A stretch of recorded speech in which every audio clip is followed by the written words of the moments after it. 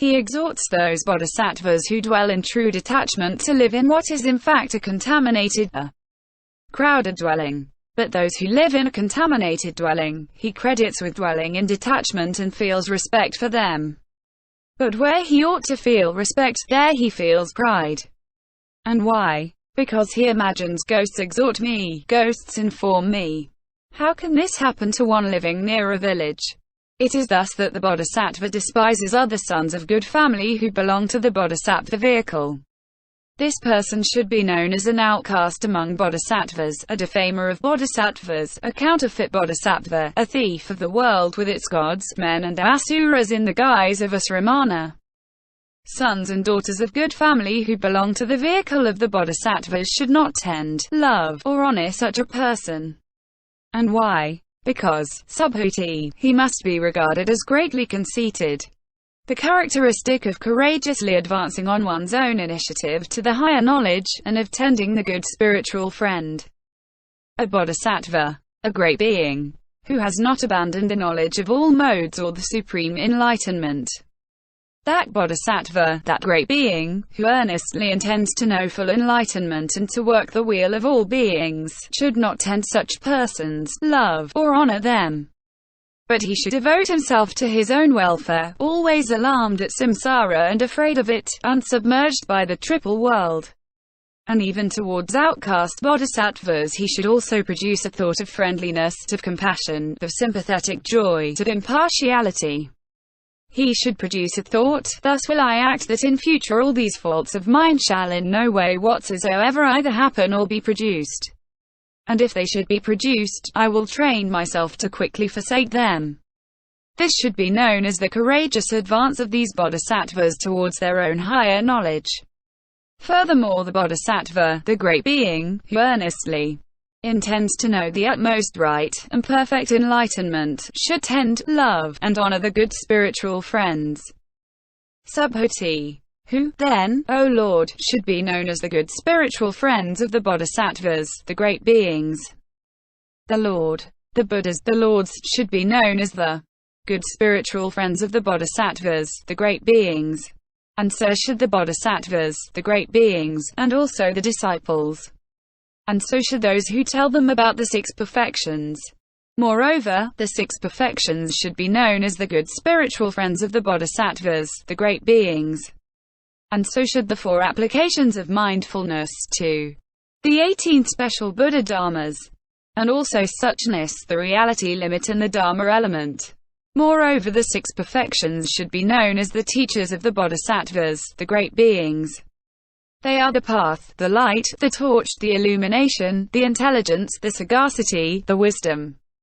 The 6 perfections are the protection of the bodhisattvas, the great beings, their refuge and final relief.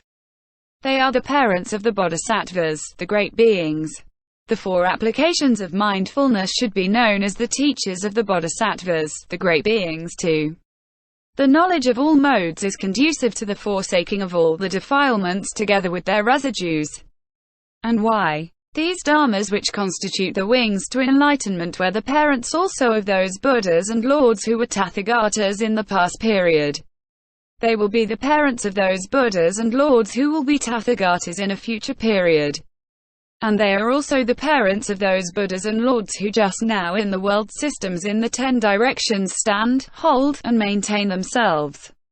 And why? Because from these dharmas have issued the past, future, and present Buddhas and Lords. Therefore, then, Subhuti, the bodhisattva, the great being who wants to win full enlightenment, to purity the Buddha field, to mature beings, should win over beings through the 4 means of conversion. Which 4? Through gifts, kind words, helpfulness, and consistency between words and deeds. Surveying also this reasoning, Subhuti, I say, these dharmas which are the wings to enlightenment are of the bodhisattvas, the great beings, the teachers, the parents, the place of rest, the refuge, and the final relief. 0. The characteristic of training in perfect wisdom in all manners and ways.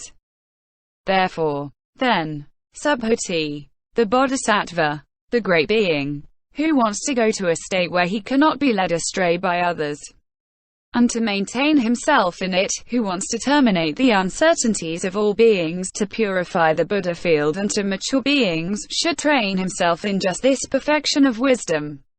And why? Because here in this perfection of wisdom those dharmas are pointed out in detail in which the bodhisattva, the great being, should train. The characteristic of not settling down in anything. Subhuti. How is the perfection of wisdom marked? The Lord. Like space, the perfection of wisdom is marked by non-attachment.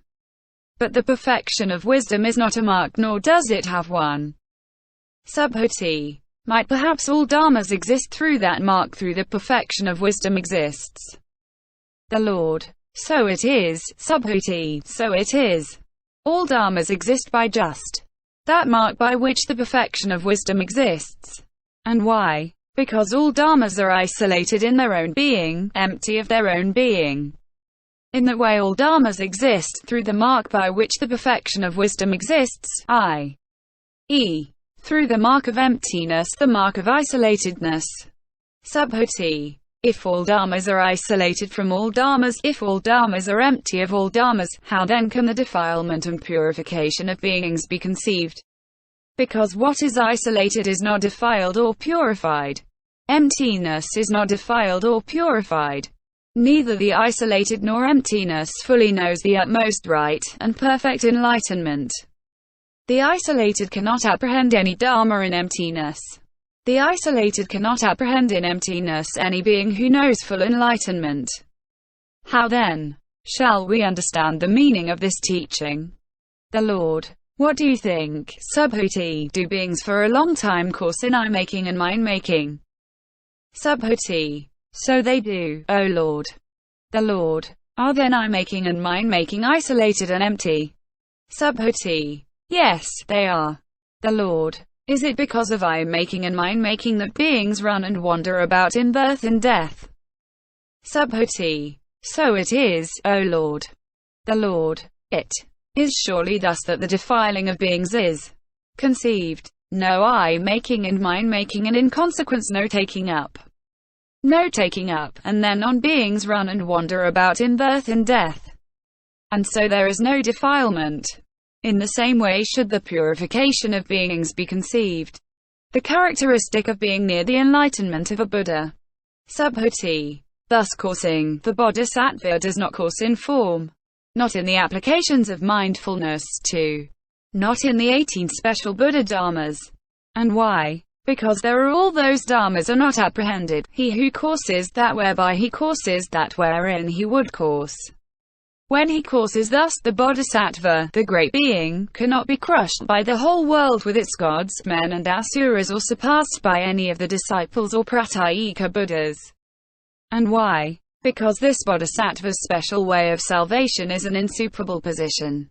For unsurpassable is the bodhisattva who is not devoid of attentions to the knowledge of all modes. The growth. Summits.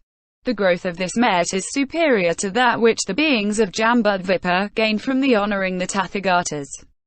The Lord. If, Subhuti, all beings in Jambudvipa should acquire a human personality, and thereafter know full enlightenment, and suppose that some son or daughter of good family should all their lives honor, revere, adore, and worship them, and should dedicate the merit thus gained to the supreme enlightenment, would they on the strength of that beget much merit?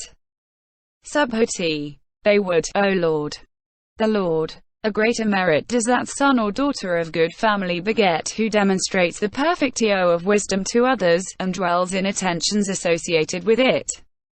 Likewise, if a son or daughter of good family should establish all beings in the great trichliocosm, after they have acquired a human personality, in their 10 paths of wholesome action, in the 4 trances, the 4 unlimited, the 4 formless attainments, 2 in the fruit of a stream winner, 2 in pratyeka Buddhahood, and in full enlightenment, and would dedicate the merit thus gained to the supreme enlightenment, would they on the strength of that beget much merit? Subhuti. They would, O Lord. The Lord. A greater merit does that son or daughter of good family beget who demonstrates the perfection of wisdom to others, and dwells in attentions associated with the knowledge of all modes. He then reaches a cognition where he becomes worthy of the donations of all beings, and why no other being has such a